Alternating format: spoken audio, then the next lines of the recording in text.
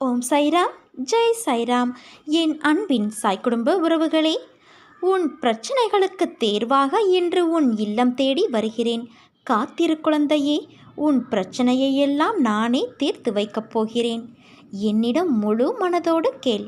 உனக்கான நேரங்கள் தொலைவில் இல்லை, அது உன்னை தேடி வந்து கொண்டு இருக்கிறது. பிள்ளைகளின் நலம் சீராகும். நான் கம்பீரமாக உனது மனதிலும் உன் இல்லத்திலும் அமர்ந்து கொண்டு இருக்கிறேன். ஏன், உனக்கு தெரியவில்லையா? நீ என்னை மனதில் நினைத்தாலே போதும். தினமும் என்னை பூஜித்தால்தான் உன்னை நான் நினைப்பேனா? இல்லை, யோசித்துப்பார்.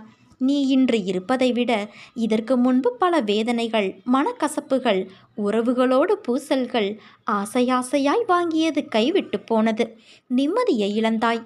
ஏன், தினசரி வாழ்க்கையை நடத்துவதற்கு நீ பட்ட கஷ்டங்கள் போதுமப்பா, இந்த வாழ்க்கை போதும் என்று புலம்பினாயே, அதையெல்லாம் மறந்துவிட்டாயா? ஆனால் உன் அன்னை நான் அனைத்தையும் அறிவேன். அனைத்தும் நன்மைக்கே. இன்று எப்படி இருக்கிறாய்? தினமும் என்னை பூஜித்தாய். ஆனால் நான் உன்னிடத்தில் எப்படி வந்து சேர்ந்தேன்? நீ என் பொக்கிஷம். நீங்கள் அனைவரும் இந்த துவாரகாமாயின் குழந்தைகள். என் அனுமதியின்றி எவரும் உன்னை தொட முடியாது. இனி நீ நினைத்த வாழ்க்கை உனக்கு கிடைக்கப் போகிறது குழந்தையே. என் வாக்கு என்றுமே பொய்யாகாது. உறவுகள் உன்னை பாராட்டும்.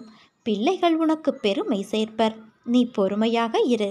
நான் என் அதிசயத்தை நிகழ்த்துவேன். அனைத்தையும் உனக்கு ஜெயமாக்குவேன். யார் எதை வேண்டுமானாலும் சொல்லட்டும், ஆனால் நீ கவலைப்படாதே. அவை அனைத்தையும் நீ காதில் மட்டும் கேட்டுக்கொள். ஆனால் எக்காரணம் கொண்டும் நான் வாழ்க்கையில் தோற்றுவிட்டேன், அதனால்தான் எல்லோரும் என்னை வசைப்பாடுகிறார்கள் என்று மனதில் நினைத்து கொள்ளாதே. இவ்வுலகில் நிலை என்று ஒன்றுமே இல்லை. அது மனிதர்களின் செயல்பாடுகளுக்கும் பொருந்தும். அதனால் நீ உன்னுடைய லட்சிய பாதையிலிருந்து தடம் புரளக்கூடாது. நம்பிக்கையோடும் மன தைரியத்தோடும் நீ நிதானமாக யோசித்து செயல்படு. இந்த உடல், மனைவி, மக்கள், மனை, செல்வம், வாழ்க்கைதான் நிரந்தரம் என்று நினைக்காதே. எல்லாம் மாறுதலுக்கு உட்பட்டது. எல்லாம் உன்னிடமே இருக்க வேண்டும் என்றும் நினைக்காதே. அதனால் உடல் திடமாக உள்ள பொழுதே உன்னால் முடிந்த தர்மங்களை செய்ய வேண்டும். தர்மம் தலை காக்கும்.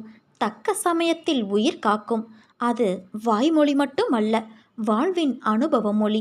அனுதினமும் சேவிக்கும் பக்தனின் கூடவே இருந்து காப்பாற்றுவதே என்னுடைய தர்மம். உன் துயரங்கள் தீர்ந்து நீ வேண்டியது நிறைவேறும் குழந்தையே. மாறாத நம்பிக்கை, நீடித்த பொறுமை, உண்மையான, பணிவான, நேர்மையான செயல்பாடுகளே உன் லட்சியத்தை அடைய செய்யும் வழியாகும். உன் சாயப்பா நான் இருக்கிறேன். உனக்காக நான் எப்போதும் நிழலாக இருப்பேன். என் வார்த்தைகள் மீது நம்பிக்கை வைத்து செயல்படு. மீதியை உன் சாயப்பாவான நான் பார்த்து கொள்கிறேன். நீ சாயின் குழந்தை. உன்னை அசைத்து பார்க்கிறவர்களை சாய் அசைத்து பார்ப்பார் என்ற நம்பிக்கையோடு இரு. நீ நிச்சயம் நல்ல நிலைமைக்கு வருவாய். என்னுடைய ஆசீர்வாதங்கள் உன்னோடு எப்போதுமே இருக்கும்.